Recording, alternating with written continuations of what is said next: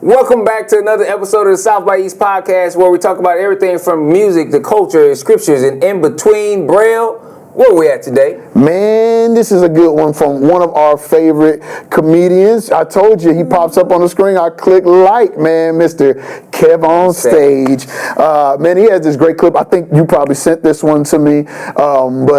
Man, he just talks about the power of just being resilient in what you're doing. And I know there's a lot of people out here trying to be podcasters, trying to be content creators. And Kev has some great advice for you and for us. Let's look at it and see what this tells us about the southeast side of Topeka. You want to know a little secret to success? You need to get addicted to boring. Discipline is boring. Consistency is boring. But doing something consistently well over and over and over and over and over for days, months, years, eventually leads to success. You know, I have had trouble losing weight because I can't get used to the boring. I can't get used to eating these calories for this meal, drinking water. You know, it's fun. Milkshakes are fun. Cheeseburgers are fun. I want to try this food and try that food. You know, it's boring.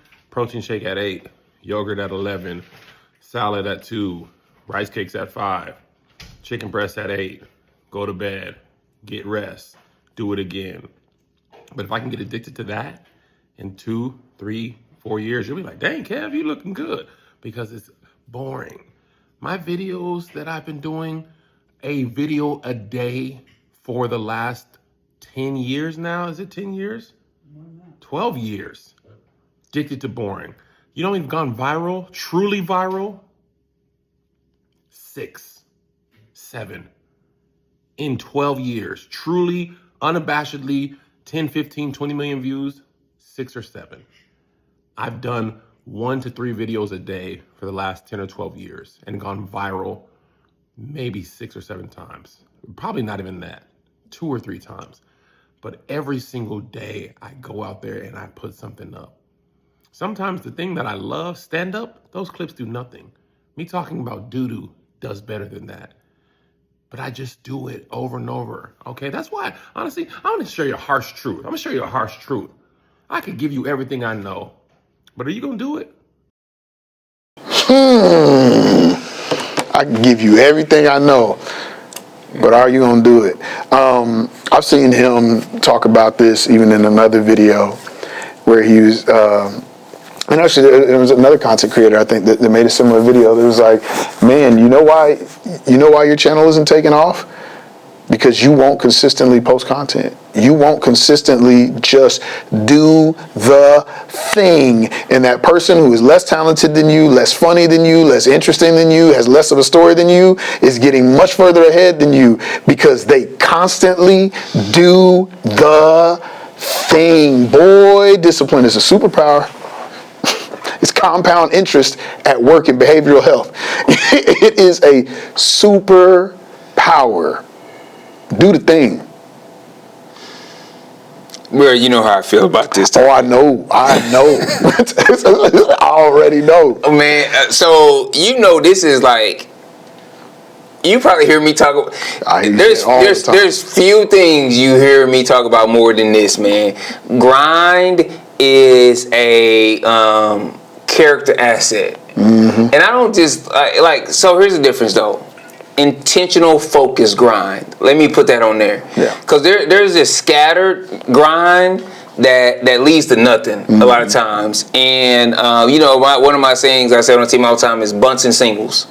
Championships are won on bunts and singles. And if you can just convince yourself to get on base, and the next time you come up, get on base. And the next time you come up, get on base. Like, we'll advance runners, and the scoreboard will reflect that.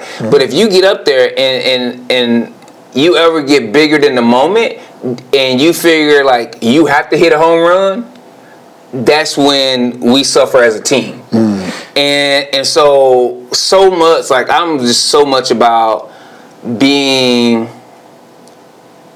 just diligent and being patient and doing the thing over and over again. Like recently, this is part of my story that until recently I never shared. When I first got out of college, I didn't have any money, and so my my company that I went to work for as an engineer had to give me an advance, and I still didn't have. I used some credit cards to buy some clothes and different things of that nature in college, and because at one point in college I had one pair of pants, and I couldn't pay. I couldn't pay for these credit cards, and so my credit was jacked up. So I had no place to stay. I was homeless. I got put up in a Motel 6, and then I had to get one of my cousin's dad to co-sign for me to get lights turned on. Man. I had to wait to get an apartment. I was just bad, right? And I went from functionally homeless to now I've owned several homes, right? I've owned other investment properties and sold and different things of that nature, and that a little bit over 20-year turnaround was around doing the boring thing over and over and over and over again, man. And still, like, at the beginning of it, like he was saying, being in a really bad position while you're doing the right thing for a long time. I mean, I had to mismatch tires where my car sounded like the Fat Albert intro when I rode down the street. I mean, because I had mismatched tires that I had to buy used tires and that I couldn't afford to go get. I mean, and this is why I was working one of the highest paying jobs you could have with a 4-year degree. And so just like being intentional and saying like this is what I have to do, and then trying some of the other like little side hustle things and seeing how that was drawing me away from really focusing and advancing and doing well, man, and just putting myself through this grinder, and so it's one of those deals. I'm gonna go a whole nother route with this. Okay.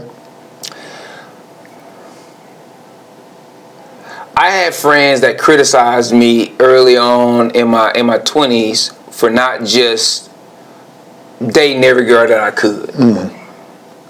They're like, man, you just gotta just get the guns, the bullets out of the gun, so to speak. They used to always tell me, you just gotta just go. And I was like, man, in college I asked a lot of girls out and different things in high school, and I was like, that is just not me being with somebody, not just about me being with somebody. Man, I want to make sure I'm so with the right person.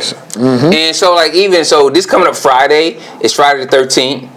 11 years ago on Friday the 13th, I met Trisha Sublett in person for the first time. Oh wow!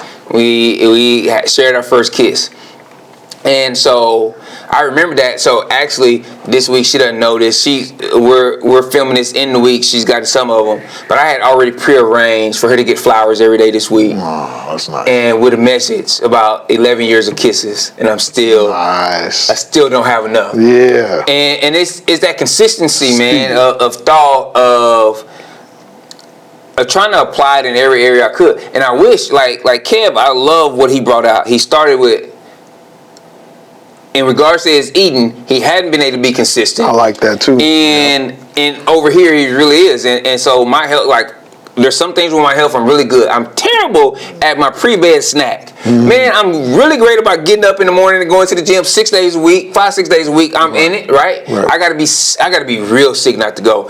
And getting my scripture time and quiet time in the morning, all the different routine around studying, man. Some around me, man, I want a sandwich at night, bro. Yeah. I look, man, I could have just, I was like, I need a sandwich.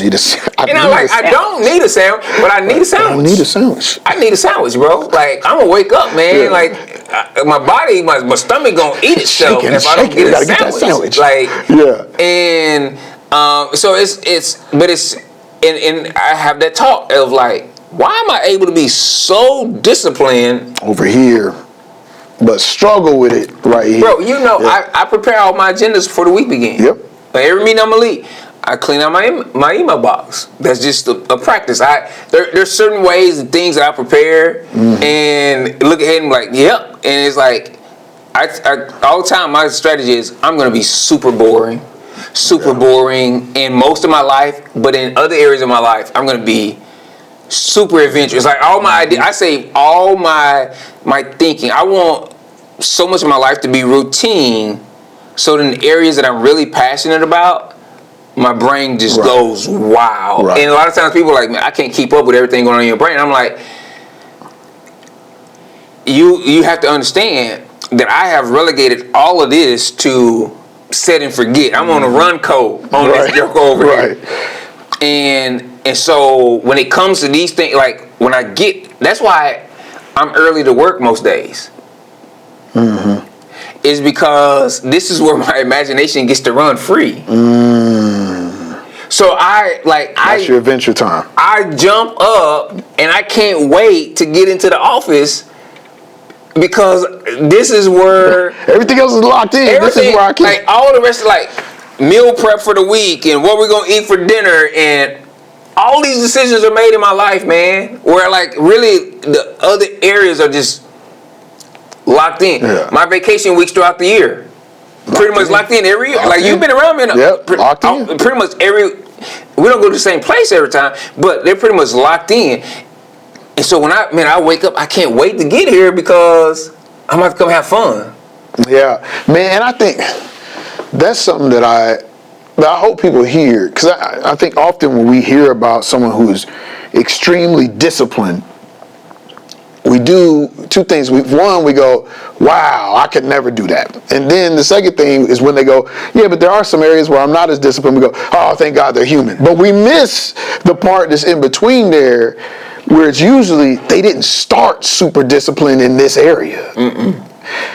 This being disciplined is a skill, and being disciplined requires a lot of sacrifices, not just of our willpower, but also in our environment.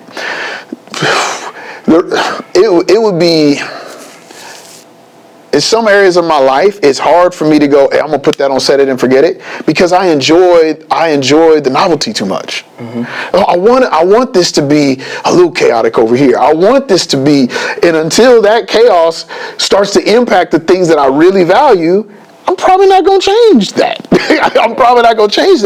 And it's like, but when we start growing in the practice of discipline, it requires a lot of energy. It requires a lot of focus. And you don't start out that way. Even if you put it on your calendar like that, even if you make a decision, write a resolution, go to a coach or a counselor, it takes time and effort. Something isn't a habit until it's a habit. And here's the deal. It's one of the things that I'm trying to teach my kids. But bro, I seriously, look, so we get house cleaning help. And my house clean, like, I think it's one of the ways that she wants to show us that she actually clean is by switching some things around. Even when it comes to where the soap sits, I'm like, I'm putting it right back in the same place. You can switch it. I'm putting it right back on my nightstand where my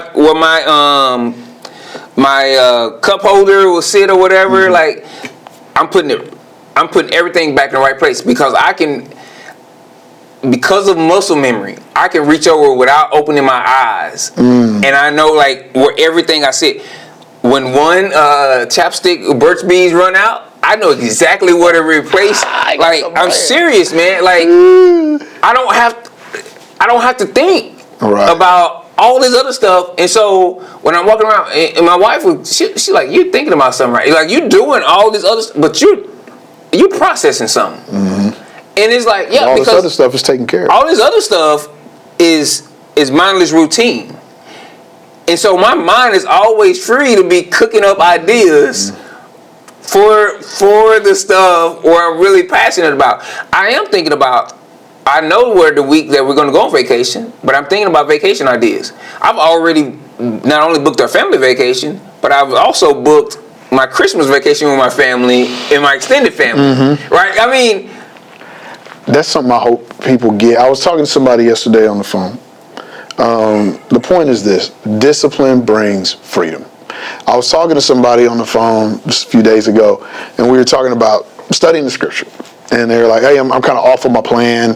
Like I got behind and X, Y, Z. I'm like, oh no, I get it. I'm like, hey, and I'm an accountability partner for them. So I'm like, hey, let's talk about our next step, getting back on, how we gonna do that, boom, boom, boom. And we got to it. And I was like, I don't want to get on a soapbox, but I really want you to hear this. I was like, reading scripture, because it hasn't always been this way for me, but it is now, and I know the difference. Like, reading scripture for me is a discipline. It is like eating. If there are days I forget to eat lunch. There are days that I don't eat breakfast. There are days that I can't stop and eat, but I'm never going a full day without eating. I can't. My body is going to tell me, something's going to be like, hey, get to that. I may not always eat exactly what I want. It may be a boring meal. I may have spent too much on a meal. It may have not been the meal that I liked, or it may have been the best meal of my life. Some kind of meal is happening at all times. And I feel like most people share that same habit. I'm going to eat at least once in a day. And it's like, for me, scripture has become that. It's like, I got to eat.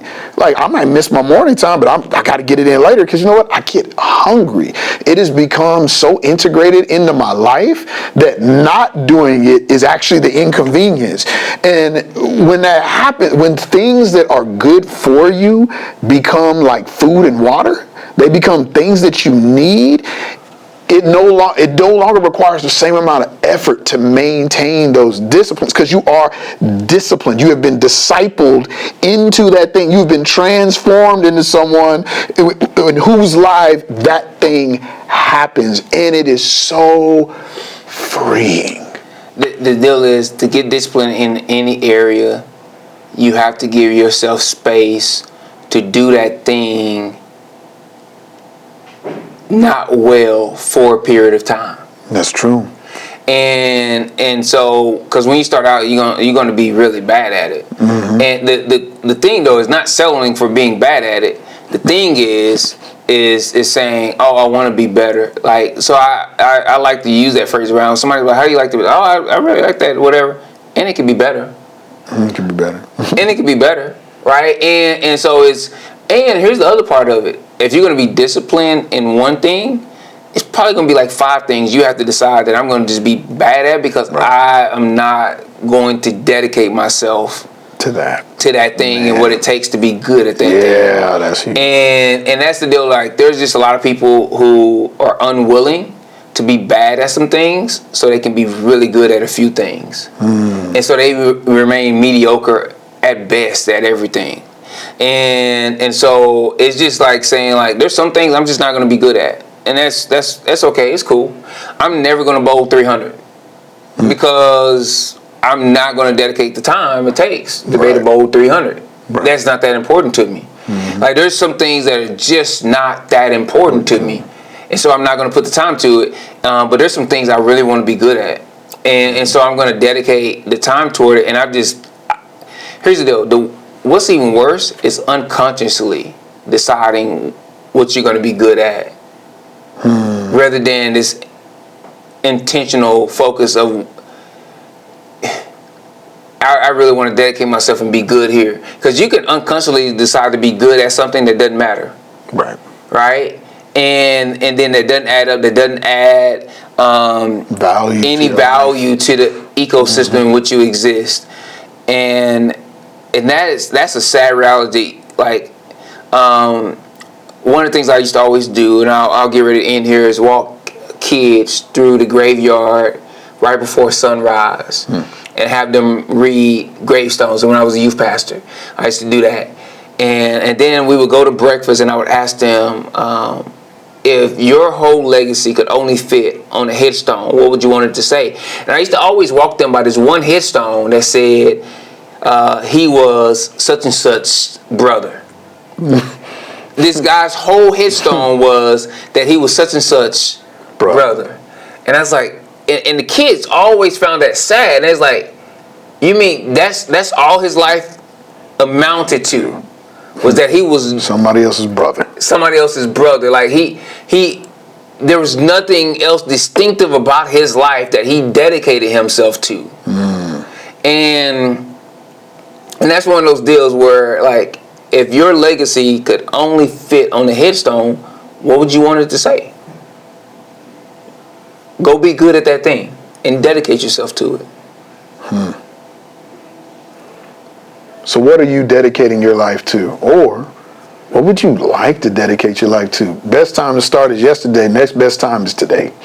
Next best time is today. Man, we love to have the discussion with you in the comment section. No magic bullets, just great conversation, especially on Facebook and our group where we're building our community. We'd love to see you interact there, or on our YouTube channel. We'd love to get some more interactions there. Share this with a friend that you think you want to have a conversation with around this as well. And we'll see you next week in the intersection. Baby! Walk away from me. $437,000.11. That's how much money I've made within the past 2 months. Make the content. Make the content. My name is Jamal. I make relationship funny couple videos with my wife. We sit down, we come up with ideas, we have writers, and we make content. $437,011. Making home movies on a cell phone. I get money from Facebook, I get money from YouTube, and we make money from brand deals. I don't make no money from TikTok or Instagram. Exposure is also money. Exposure equals opportunity to make you money. Employ Shan's sisters. One of them does our business consulting. She does our at-home agency work. She negotiates all the brand deals. She also runs our Facebook channel. The other one helps curate our content, helps write the content, so we always have content to post. And another one of her sisters helps with PR, helps us travel to find places that will host us so we can make videos. If you make the content, I know it's hard. I know it's hard. I look like you. I know it's hard. But that guy making $738,000 a year, we can do it too. We can do it too. Make the content. Find a niche, something you're passionate about, and just make the content. I do it with my wife. I'm passionate about my wife, and I'm passionate about healthy Black relationships. There's not a large enough representation of that. So I make the content. Love you too.